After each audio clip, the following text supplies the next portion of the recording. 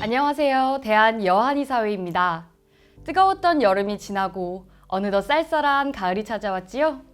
이런 날씨에 우리에게 꼭 필요한 마음까지 살펴주시는 우리 동네 한의사의 저자 권혜진 레소한의원 원장님 모시고 인터뷰를 진행하도록 하겠습니다. 안녕하세요, 원장님. 안녕하세요, 원장님. 간단한 자기소개 부탁드립니다, 원장님. 네, 저는 파주에서 레소 한의원을 운영하면서 중학생 아이 둘을 키우고 있습니다. 우리 동네 한의사라는 책을 2021년에 썼고요. 한의신문에 텃밭에서 찾은 보약이라는 코너 연재를 했습니다. 이 코너 연재는 조만간 책으로 나올 예정입니다. 책을 쓰기도 하지만 읽는 것을 좋아해서 책 읽는 한의사라는 이름으로 유튜브를 하고 있습니다. 책은 원장님과 뗄래야 뗄 수 없는 관계인 것 같습니다. 이번에는 원장님의 책과 관련된 질문을 몇 가지 드려볼까 합니다. 원장님께서 생각하시는 우리 동네 한의사를 하나의 키워드로 표현하신다면 어떨까요? 하나의 키워드라고 말씀하셔서 되게 고민을 많이 했는데요.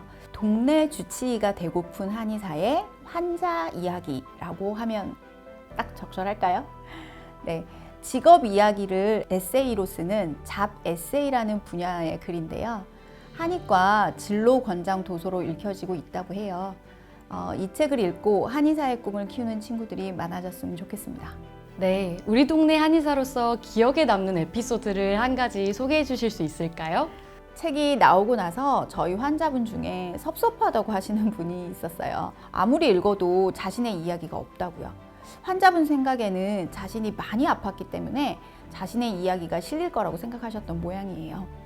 제가 인상 깊게 아프지 않았나요? 제 이야기를 쓰셨으면 명의로 소문나셨을 텐데 라고 말씀을 하셨어요. 제가 다음 책에도 꼭 실어드린다고 했죠. 다채로운 에피소드들로 가득한 원장님의 신간이 정말 기대됩니다. 이번 책에서는 진료보다 수다라는 주제로 경옥고 그리고 공진단 등 일반 대중에게도 아주 익숙한 한약을 주제로 한 이야기를 담으셨는데요. 독자로서 그 부분이 정말 흥미롭게 느껴졌습니다. 이외에 원장님께서 책에 미처 담지 못한 이야기들이 있으실까요? 사상 체질 이야기를 한 꼭지 넣고 싶었어요. 그런데 공진단 경옥고처럼 두 쪽으로 정리를 할 수가 없더라고요. 아시다시피 이재만 선생님의 사상 체질이 종이 한 장으로 설명 가능한 그런 이론이 아니잖아요. 그래서 정말 좀 아쉬운 부분입니다. 이번에는 원장님의 개인적인 이야기를 좀 더 들어보고 싶어요. 한의대 재학 당시 원장님께서는 어떤 학생이셨나요? 다시 학생 시절로 돌아가신다면 가장 하고 싶은 일을 한 가지만 꼽아주세요. 아르바이트로 학비를 버는 항상 바쁜 사람이었습니다. 한문 공부가 좋아서 서당을 다녔어요. 대학, 노더, 맹자, 중용을 양재 이각규 선생님한테 배웠어요. 사기열전을 선생님께 다 배우지 못하고 졸업을 해서 아쉬웠고요. 다시 학생 시절로 돌아간다면 사기열전 원문을 다시 읽고 싶습니다. 한 가지 더 이야기하라면 저는 이제 돈을 버느라 많이 놀지를 못했거든요. 특히 한의원 문을 열고 나니 더 놀 시간이 없더라고요. 그래서 한의원 안에서 노는 방법으로 책을 택했습니다. 그때로 돌아간다면 조금 더 놀고 싶은 생각이 있네요. 아직 임상에 나가기까지 시간이 한참 남은 저와 같은 한의대생들에게는 원장님 책 내용이 임상을 미리 체험하는 것과 같이 느껴져서 참 좋았는데요. 예비 한의사들 혹은 이제 막 임상에 나갈 새내기 한의사들에게 한마디 조언을 해주실 수 있을까요? 한의학은 우수한 학문입니다. 그 우수함을 환자에게 전해주는 것이 한의사의 역할이라고 생각합니다. 전달받은 환자들이 한의학 치유를 이해하고 편안하게 느끼도록 해주셨으면 좋겠어요. 심성구지면 수부중이나 불언이니라 라는 말이 있잖아요. 대학에 나오는 말인데요. 마음으로 한의학의 진술을 환자에게 전하면 꼭 적중하지 않더라도 환자는 치료에 만족하고 편안해 할 겁니다. 네, 원장님께서 느끼는 임상에서의 여자 한의사만의 강점이 있을까요? 여자가 남자보다 공감 능력이 좋다라는 말이 너무 성평양적으로 들릴지는 모르겠지만요. 사실 공감 능력이 여자들이 조금 더 많은 건 맞는 것 같아요. 그래서 공감 능력이 있는 여자 한의사를 환자들이 더 편하게 생각하기 때문에 그 점이 여자 한의사들의 강점이라고 생각합니다. 그렇군요. 그렇다면 한의원을 운영하시면서 가장 보람되었던 순간은 언제인가요? 동네 환자 아이들이 커가는 모습을 볼 때인 것 같아요. 고등학생이었는데 시집 간다고 온 환자도 있었고요. 초등 꼬마였는데 군대 가기 전에 몸보신 한다고 온 환자도 있었습니다. 할머니가 다니던 곳을 자녀가, 손주가 대를 이어서 와주는 모습도 저는 너무 뿌듯했습니다. 책에서 족저근막염은 여름 계절병이다 라고 말씀해 주신 구절이 참 기억에 남습니다. 이제 곧 추운 계절이 다가오는데요. 원장님께서 생각하시는 겨울 계절병은 무엇일까요? 겨울은 만성 통증이 돌아오는 시기죠. 추워서 활동량이 줄어들다 보니 갑자기 다쳐서 오시는 분들보다 기존에 아팠던 부위가 더 아파진 것을 호소하는 분들이 많습니다. 자동차 사고가 나셨던 분들도 후유증을 비 오는 날 호소하시지만 비 오는 날 다음으로 겨울에 가장 더 많이 호소를 하십니다. 그렇군요. 그렇다면 원장님만의 특별한 겨울나기 비법이 있으실까요?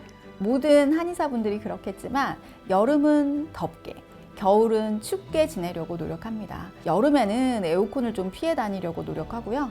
겨울에는 난방 히터를 피해 다니려고 노력하죠. 그리고 저는 공진단을 정말 많이 좋아합니다. 네, 원장님의 앞으로의 계획과 다음 목표가 궁금합니다. 동네 환자를 돌보는 것이 제 자리입니다. 요즘 말로 본캐라고 하죠. 그 자리를 굳건히 건강한 모습으로 지키려면 약간은 다른 일을 병행하는 것이 좋을 것 같더라고요. 부캐라고들 하죠.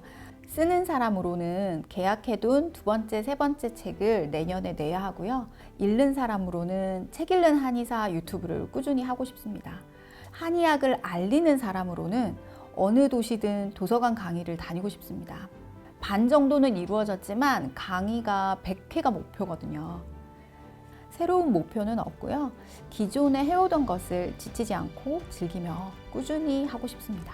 지치지 않고 즐기며 꾸준히. 저도 마음 한켠에 늘 두는 말이네요. 원장님처럼 자신의 경험을 바탕으로 글 쓰는 것을 꿈꾸는 한의사분들이 많이 계신 것 같습니다. 한의사로 활동하면서 글쓰기를 꿈꾸는 이들에게 한마디 해주실 수 있는 조언이 있으실까요?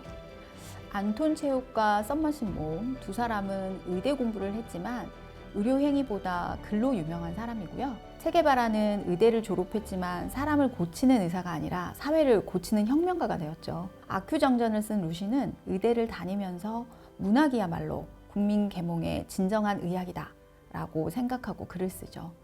그들의 공통점을 저는 사람의 몸을 치료하는 공부를 하다 보니 진정한 치유가 무엇인지 고민을 했을 것이라고 생각합니다. 사회를 바꾸는 혁명으로 사회로 인해서 생기는 병을 치유하는 방향으로 가기도 하고 문학으로 생각을 바꾸어 그것이 몸을 이롭게 하는 방향으로 갈 수 있죠. 우리의 글이 광범위하게 누군가를 좀 더 나은 삶으로 이끌 수 있다는 생각으로 글을 쓰시면 좋겠습니다. 그러다 보면 쓰시는 분의 삶도 정직하고 건강하지 않을 수 없거든요. 참 쓰는 사람이 되기 전에 읽는 사람이 되어야 합니다. 그래서 유튜브가 올라가고 한 달 동안 댓글 달아주시는 분들 중 10분에게 제가 책을 보내드릴까 합니다. 와, 책 선물까지. 여러분 댓글 이벤트도 많은 참여 부탁드립니다. 네, 아쉽지만 원장님과의 인터뷰를 마무리해야 할 시간이 다가온 것 같습니다. 마지막으로 우리 동네 한의사의 독자 여한의사회 유튜브 채널의 구독자분들에게 한마디 부탁드립니다. 여러분만의 동네 한의사가 있으신가요? 명의는 멀리 있지 않습니다. 책은 제가 썼지만 가까이 있는 동네에 주치의를 해줄 수 있는 진정한 나만의 우리 동네 한의사를 찾으시기 바랍니다. 이상 우리 동네 한의사의 저자 권혜진 원장님과의 유익한 시간이었습니다. 여한의사회는 앞으로도 재미있는 영상들로 구독자 여러분들을 찾아뵐 텐데요. 이 영상이 마음에 드셨다면 좋아요, 댓글, 구독, 알림 설정까지 부탁드립니다.